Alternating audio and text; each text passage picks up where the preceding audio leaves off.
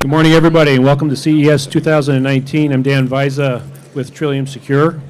This is our inaugural show floor presence at CES, and it's my pleasure to introduce today's first panel, hosted by Jeff Hanna from SBD. This will be a kickoff panel representing thought leadership on the behalf of Trillium as it relates to the mobility space, connected vehicle space, the electric vehicle space, and the autonomous vehicle space for the use of trusted data in the analytics that are delivering advanced services to the owners and operators of today's vehicles, tomorrow's vehicles, and most importantly, the mobility services that are created using this data. So with that, I'd like to turn it over to Jeff to host the panel. Welcome to CES 2019, everybody. My name is Jeff Hanna. I direct the North America office of SBD Automotive. SBD is a global automotive technology research firm. We cover connected car, autonomous car, and secure car. Special thanks to Trillium Secure for hosting this great event. And brings me to the question, why are we here? And I think first, data and privacy among consumers is reaching an all-time high. If you read any news story, I was just looking at the statistics this year, and in March 2018, the Federal Trade Commission announced that it received formal complaints of online scams and security issues from over 2.7 million Americans in the last year alone. And secondly, with every major car maker embedded connectivity into their next-gen vehicles, all companies are really interested in harvesting more data on where people drive, how people drive, and that creates a real obligation for all of us in the industry. And that obligation is to keep consumers' privacy safe and cars secure.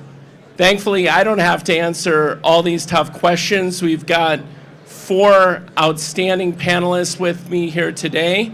I'm going to start by having each of them introduce themselves, their organizations and companies, and maybe help our audience here at CES and listening at home, really, where do you fit in the connected car industry? So I'll start here with Carla.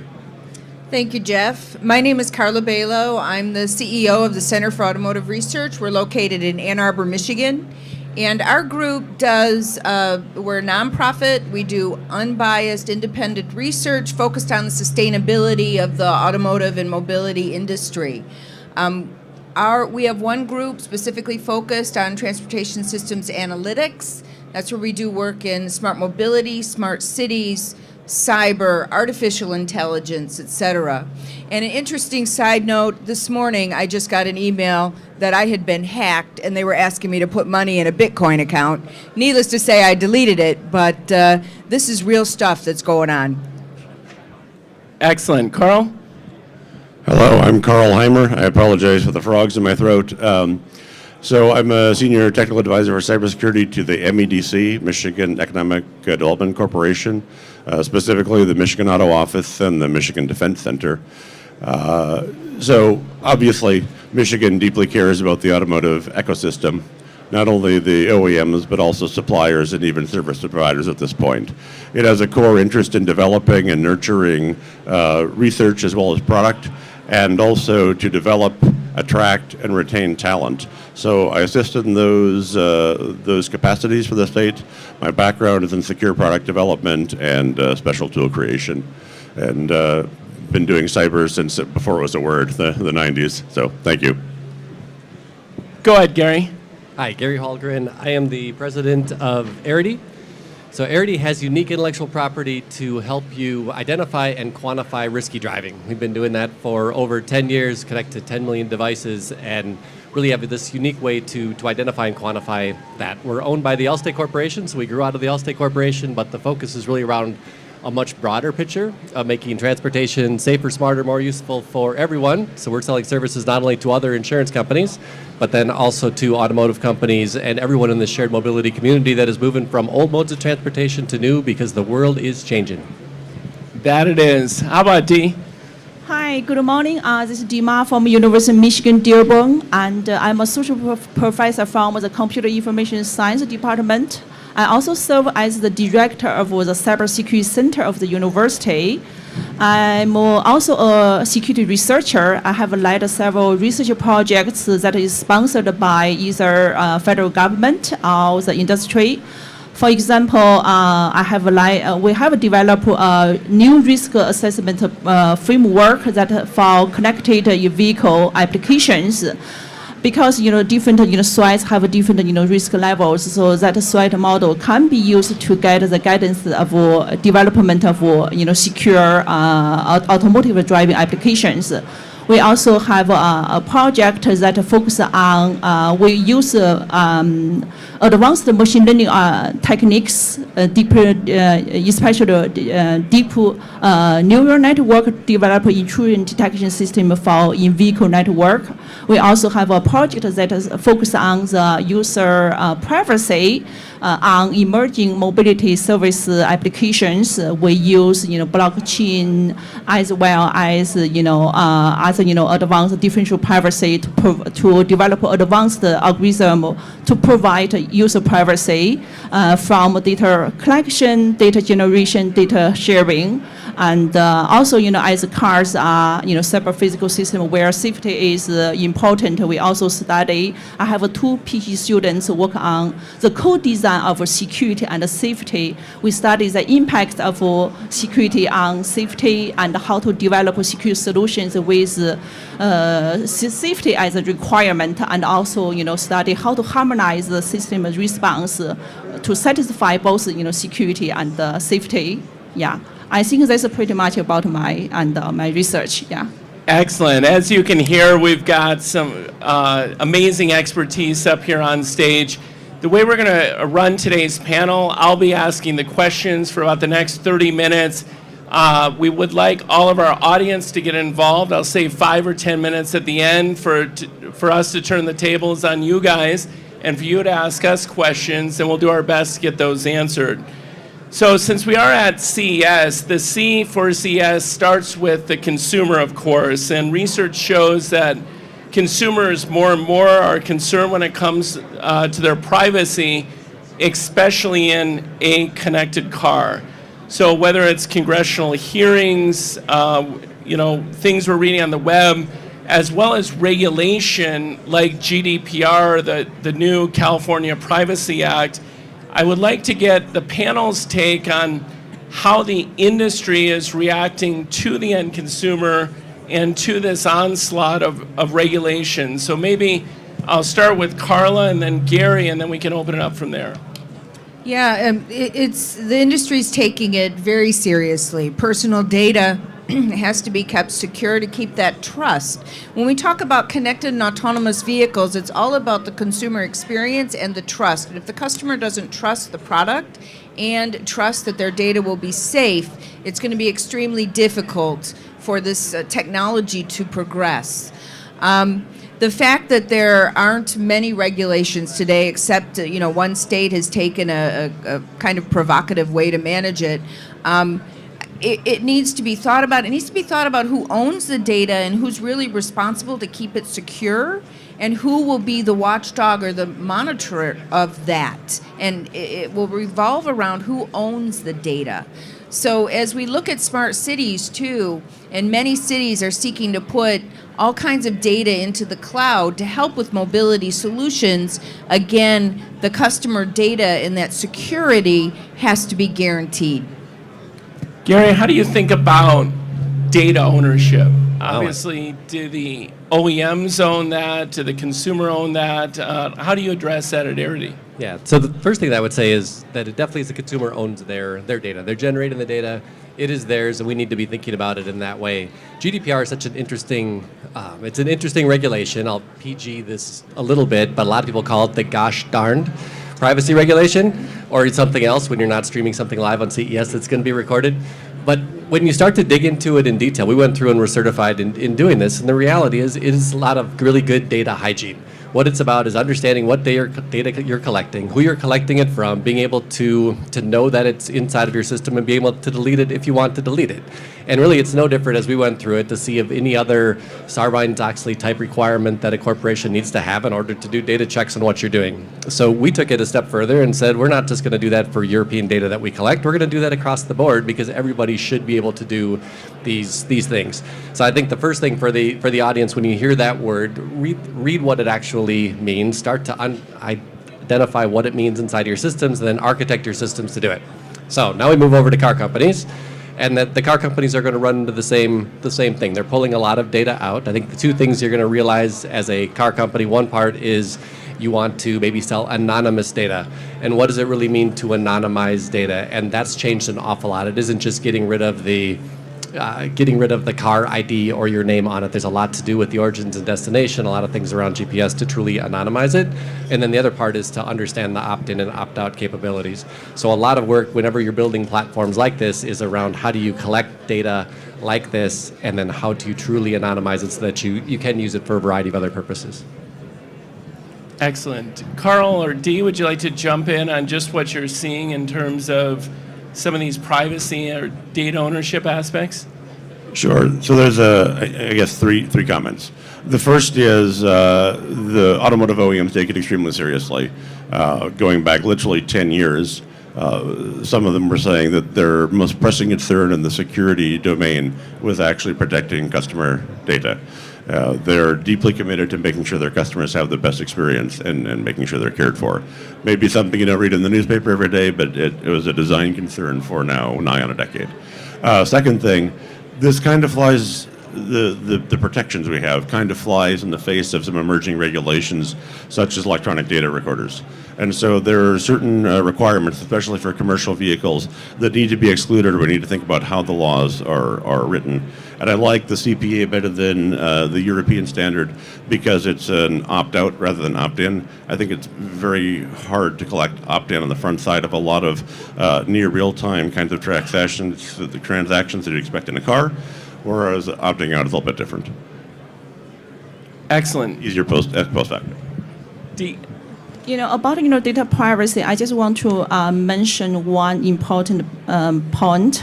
So the risk of data privacy leakage, I feel, will be amplified by two things. The first thing is the data sharing nature of emerging mobility applications. For these applications, they have the data sharing nature. The data share will be shared between the users and the service providers and all the collectors. All the data will be shared among all these service providers. There's a data sharing nature of this emerging mobility application.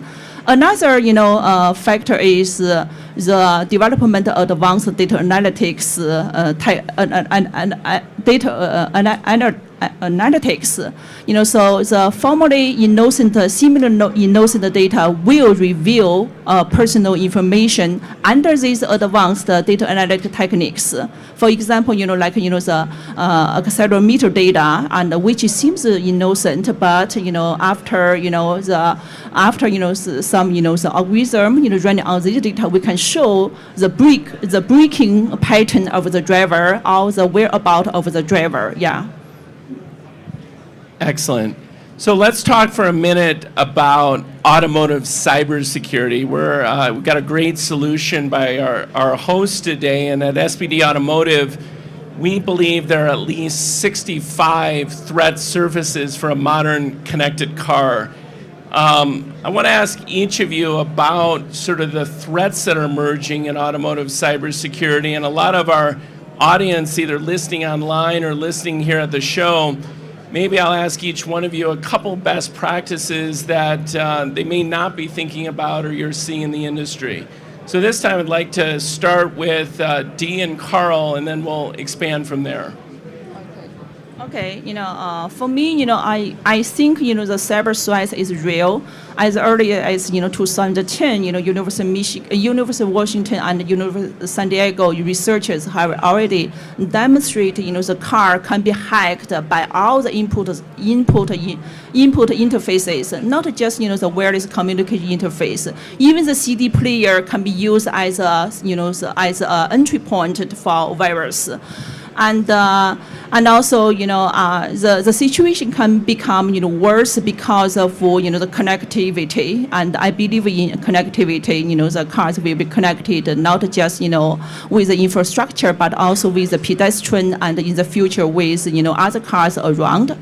And I think, because cybersecurity from the education point, it's a multidisciplinary, study. It's not just about the technology. It's also about, the human factors, laws, the policy, ethics, and as well as, other, aspects. So I believe, it's to solve, all these challenges posed by cyber, security.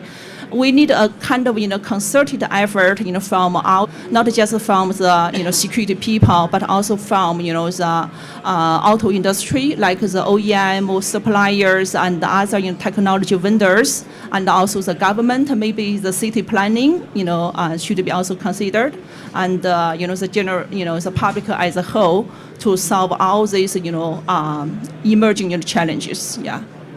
That's a great point. How about you, Karl? I know you're working on a lot of cybersecurity projects for the state of Michigan. What are you seeing as those best practices? So 2 years ago, NHTSA actually published some best practices guidelines, and I think those are all sound. In addition to those, though, I think there's two mental states that we have to hold and that we have to think about all the time. The first is cure as a verb. It could also be an adjective, but if you use that in a cybersecurity setting, I think you're being foolish. You have an adversary who is dynamic thinking and wants to get around your defenses, and so you have to constantly respond to it, which leads to the second one. The corollary is cybersecurity is a contact sport. So in 2017, for instance, if we were to project from there, one of the things that we would have probably said is that ransomware attacks would be rampant this year. Actually, they've fallen from the first place to the sixth place. They've done so for a variety of reasons, but it's a highly dynamic environment, and you have to be poised to respond to it. If you include in your design choices things such as sound architectures, that will help a lot. Where are you connecting to the outside? How are you protecting those? Whether or not you've got proper network segmentation. So a lot of people say that a car is a computer on wheels. It's not. It's a network on wheels. And so look at it as a network solution where you have individual components such as firewalls, et cetera, routing systems, so that you can segment your network in a secure manner. That also lets you understand the data on the different segments a little bit more and understand what normal and abnormal is. Encryption is increasingly critical. I think most people are now looking at going towards an encrypted bus. That will help out a lot. But encryption is not by itself a panacea. You need to have good sound coding practices. Some things that aren't necessarily thought of frequently is provenance of hardware. What are your sources? What are the coding requirements that they have? Did it come from the right person? How are the coding practices at your suppliers, et cetera? Then how do you architect the solution? I could go on a long time, but I think those are some key takeaways. So just as a quick follow-up, and maybe Karl, looks like you were going to jump in here, how do we treat the car as basically a living thing? So a lot of car companies will produce a car, and then, as you said, Karl, these attacks or vulnerabilities can come 1 year, 5 years, 10 years. Who owns that? Who owns that responsibility? So Carla, maybe you can talk. Yeah, as we've taken the vehicle and turned it into a network on wheels and introduced so many different points where someone can attack the vehicle, be it through the CAN bus, be it through some of the advanced driver avoidance systems. And then as we move into connectivity and we have 4G LTE and Ford saying V2C, it will again just continue to exponentially increase that risk. So I think the question isn't if you will be hacked, but it's how quickly can you recognize you're being hacked and how quickly can you then begin to fix that hack. And some companies are doing a fabulous job of that. There's been a group created, a white hat group within GM that does nothing but look and see where they have vulnerabilities. Because the hacker isn't going to be somebody working in an automotive company, and the people doing that program in the automotive companies don't know how to hack the vehicle. It's somebody sitting in their bedroom or basement somewhere that is just trying to crack the code. So you really have to test it and test the robustness, make sure you have the correct backups, make sure you have the correct way to identify you're being attacked and to quickly recover from that. Excellent point. I'm going to turn to Gary here in a second. We work with a lot of automakers at SPD Automotive who are obviously connecting the car.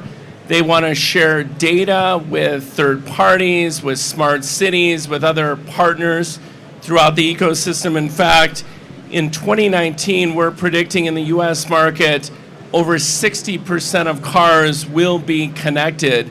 And many OEMs are announcing here at CES over the last couple of years that that number will quickly move to 100%. So I know Arity is one of those leading edge companies who have looked at all this vehicle data and what you can do with it in a positive way. And I'd like Mr. Hallgren to talk about what you are seeing just from a data perspective. What are you doing with it to either from a business model or make the world better? Sure. I guess I want to chime in a little bit on the last the last question as well, because the security thing, I'm a little bit more of a pragmatist when it comes to some of this. We've had at Arity, we've had 2.5 million, almost 3 million vehicles that have been connected with OBD type devices. So we've been seeing this data, and also we work for a Fortune 80 financial services company. So we have very stringent requirements on cybersecurity, and we've done very similar things in hiring the white hat groups and the black hat groups in order to do it. And what you find when it gets to the corner cases, it's if somebody stood up a temporary Verizon network that looked kind of like this and did that, and you think, what are the odds that that's really going to happen? It goes down pretty quick, and you're far more likely to get hacked by some sort of phishing thing inside of your organization while someone clicks on an email. So I guess I really appreciate all the work that a lot of the companies do deep into the silicon and deep inside the vehicle networks to make that go. But I think the easy way to get the data is still to go in from the back office infrastructure and just dealing with the staffs that are there. Okay, so on the data collections, we've been collecting everything from, it's interesting, we all see the person driving in front of us with the glow of the cell phone in the face, or that they seem to be driving erratically, and you know that it is dangerous driving, but you don't exactly know how dangerous that is. And that's what Arity was created to do, was to identify and quantify that. Because when we looked at, because I looked in the dictionary and the encyclopedia for the definition of hard braking, and it doesn't exist. But if you're able to take that data in and truly see what causes crashes and what causes bodily injury and what causes damage, you're able to create models that do things really, really quite unique. So that's the data that we've been collecting. And then we also, in doing that from OBD devices, have collected diagnostic data from almost every make and model vehicle that really kind of exists in the U.S. So we would know that a Ford Explorer is more likely to throw a fault code driving in the mountains than a GM Silverado, for example. That kind of data. So bringing all that data into the company is one aspect, and then again, how do you anonymize it in a very appropriate way so that it really can be used, and then how do you use it for good? Part of it is, in our case, for a shared mobility company, I want for example, my Lyft driver to get 5 stars because they're a good driver, not just that the car didn't smell. Or I want that an insurance company to give me an accurate price because of my driving. So we're trying to take that data in, share it that way, and then maybe bring some things back to smart cities to say these are the most dangerous intersections or other ways to go. So it's a lot of data. We process about 250 trips every second of data that come in, and to be able to understand that. And it's how do you manage all that data, share it with the community, do a lot of research, work with the car companies that they could do it better.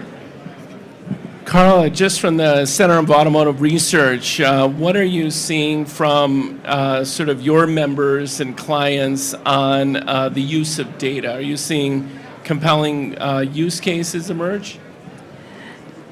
Data is basically running the world. Everyone is trying to use and understand data. So the OEMs have been collecting data for a long, long time. Through various systems, OnStar, through connected services. that data can then be used to better meet the customer expectations, because the more you know about how your customer is using the vehicle, the better that you can design and spec that product in the future. It also can be used for warranty and understanding serviceability needs. So these are all, really positive ways that the automakers are helping the customer and enabling that driving experience, and the whole ownership from purchase all the way through to trade-in becomes so much better. And it also allows them to design the product better. Now, as we move into mobility as a service, that's a whole new game, because human behavior will change and needs to change in mobility sharing services. And the automakers, the more data that they can obtain from the different partnerships that they're making, be it, with Lyft, with Uber, whomever, then they're better able, again, to use that data and do more predictability to be able to manage a mobility as a service product much better. So it's really, really important. It's the main driving force that's going to allow the OEMs to continue to create those products, be they autonomous or not, that will continue to deliver a better experience for the customer. Excellent. So I was looking back and reflecting on the year 2018, and you think about the automotive industry, the word I'd come back to is partnerships, and whether they're rumored or real, but each automaker almost realizing they can't solve the world's challenges alone. And I want to talk about partnerships and collaboration as it relates to cybersecurity. And I was talking with the Trillium team and prepping for today's panel.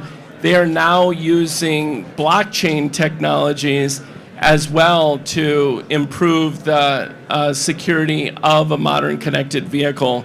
So I'd like to start with Karl and Dee and talk about things like the Automotive ISAC or other organizations, or the fact that maybe we just can't do it alone. So let's talk about partnerships, Karl. Thank you. So the Automotive ISAC, I think, is a perfect example of partnerships. It has roughly 50 members today. It's almost all of the OEMs in the auto space. It's many OEMs within the commercial vehicle, so heavy truck space. It's many, many suppliers, and it's also service companies. And so you even have cyber service companies coming in and connecting with the community. Its purpose is to share specifically information. The notion here is if one member is attacked and we can get information on what that attack was, successful or not, it can be shared, and other members of the organization can then conduct their own analysis and determine whether that attack would be effective against them and be proactive, or at least a quick responder to it. As a theory, I think it's fantastic. And I think we're in the third year of it now, and so Yeah. it's doing well. On the other side, though, you'd sort of mentioned something about siloing of cyber talent. And while the Automotive ISAC represents a model where there's a lot of sharing going on, things like the acquisition of Argus and the acquisition of TowerSec, not necessarily in 2018, but in the recent years, shows that there is still a concentration in trying to own cyber solutions and using it as a differentiator for products. We can argue the efficacy of that. But there's, I think, a valid point in this following statement. While there should be cyber workers within every OEM supplier, the cyber workers should not be the pointy end of the spear of the attackers. Rather, it should be the people that understand the output from the attacks, can put it into the corporate roadmap, and understand how to manage responses and mitigations to it.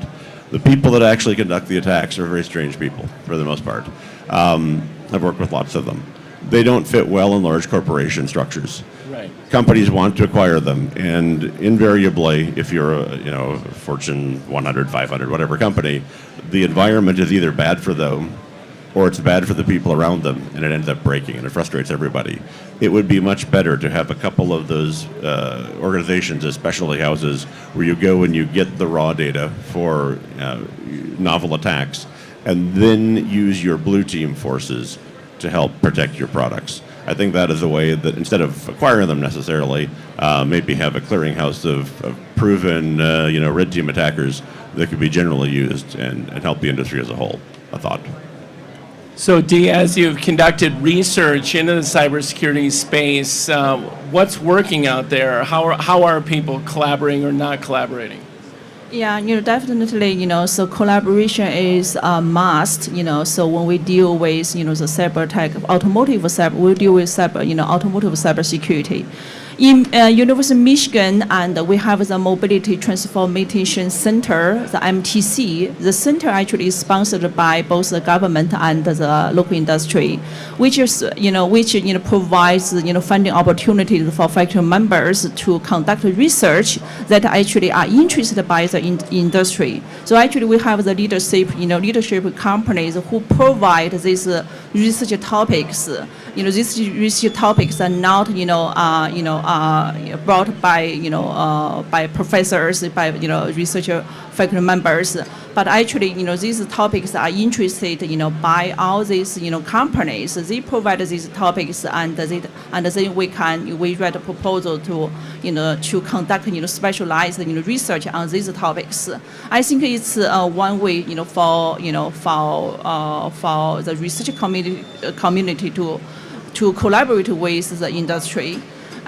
Just as I mentioned, in the beginning, I think addressing cybersecurity challenges really need a concerted effort from multiple stakeholders, not just from the technology side, but also from the social science, ethics, social science, government, automotive industry, so we can work together,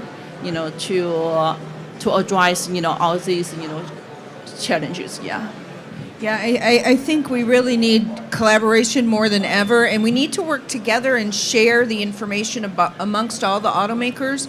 We tend to be very, very competitive and not collaborative. So if somebody gets attacked, everyone says, that wouldn't happen to us. But in the cyber world, it will probably. And the more we can share that and learn from it and collaborate and work together as an automotive or mobility community, the better chance we'll have. And you really have to separate what is considered your secret sauce from those things that really are standard amongst all the automakers and focus on those. Terrific. I want to come back to the point of insurance. So obviously, if there were a major privacy or cybersecurity incident, the financial risk could be significant.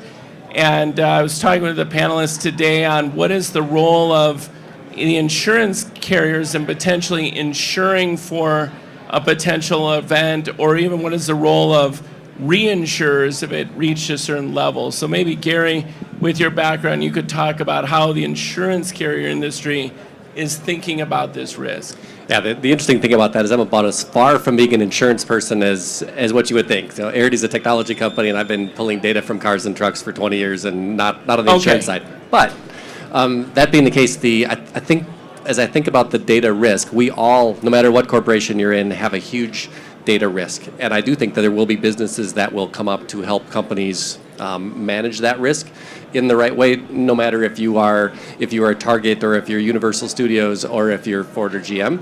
I think there's some ramifications if someone takes control of a vehicle that are more risky. Overall, car insurance, there's a lot of talk about as it moves towards autonomy that things will move from personal liability more to product liability. It's such I just find this time really interesting right now as we move from old to new. So my autonomous car is going to drive me most of the time, and I'm going to get really kind of lazy in my driving skills. And then the times that it's going to give me control back is when it's really icy, or it can't see, or I'm in a crazy hill town in the north of France, and you're not going to understand even how to drive anymore. And then how does that feed back into liability and risk and who has control? Whereas now accidents might be once every 7 years on average, but if the vehicle gives you control back, your frequency of accidents is going to go up a lot. So I think there's a lot in the pure insurance side of things. I think there's a lot around autonomous vehicles, but just data, cyber, all of that, there's probably going to be a whole industry that's going to come up to help corporations manage that risk. Karl, we talked about reinsurers and what role they could play. What have you seen in terms of insuring for the inevitable? So I would say it's under development. There is extreme interest there. What we don't have is good metrics to assign what the likelihood of a certain event is. Part of that, going back to Gary's point, is there aren't a lot of attacks against cars right now in the wild. There aren't. There's a lot of research. There's a lot of proof points. There could be attacks, but there's another step to weaponize it. And one of the things that you'll want to have before you weaponize something is a large target base. And I don't know that threshold's been met for people that really, steal things for a living. Maybe it has, but it doesn't seem to have been met yet. And so, absent that, we're kind of guessing at what the likelihood of a compromise is for crashes, etc. In the case of privacy data, though, I think a compromise is different. It's easier to measure, but we have a difference of opinion here. On the one hand, we say that consumers or the people owning the car own the data. What happens if somebody else drives your car? Do you own that data too? Do they own it? Right. And that leads into the second bit, which I don't think any reasonable person can claim that the individual operating the car owns the data, which is fleet systems, which is increasing in the future. And so when we move to the OEMs owning the data for fleets, or some escrow kind of organization, that's a very different risk profile and insurance profile because there's a lot of data there versus somebody who asserts that they own their own data and then should protect it. If you own it, then protect it. If you don't, then you can reasonably assume that other people have the responsibility. So I think those are things that have to be sorted out before insurance can properly set prices and before people can actually enter legal action. Excellent. So I'm just going to ask one more question before we open it up for a question and answer. And really, Gary opened the door to autonomous cars. So we've talked a lot about privacy and cybersecurity today. How is that going to change, Dee, when we have more autonomous vehicles on the road? So what's going to change about some of our privacy approaches or cybersecurity approaches as more and more cars become autonomous? Yeah, when we talk about autonomous cars, so one thing I want to remind you is the connectivity, because for autonomous driving, connectivity is a must. The cars need to talk with the infrastructure, talk with the pedestrian, talk with the cars, other cars around to have secure and safe navigation. So being more and more connectivity, connected. That means it exposes a lot the threat vectors, threat interfaces to adversary. So it definitely will have a huge impact on the safety, because in autonomous driving we give the control to the computers instead of human drivers. It also will bring a lot of ethical issues. And the challenge is that we don't have a consensus on these ethical issues. So although so maybe so most of the people will spare human on pets, group of people on individuals, but so we don't disagree on a lot of things when we talk about these ethical issues brought by autonomous driving. So as a technology person, I think the first thing we want to do is to secure the car. We want to secure so that the car can still operate as as it designed to be.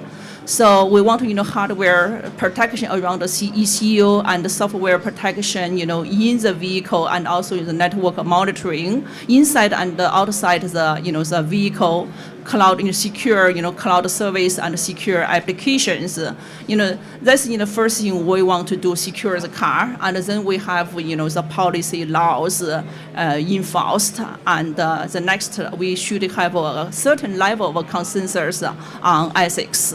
We cannot achieve the perfect consensus, but we should have some kind of consensus on ethical issues.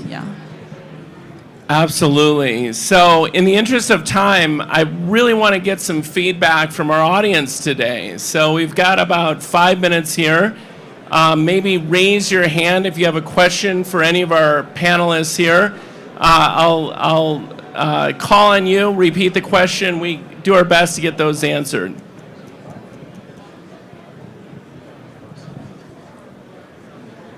Hi, thank you.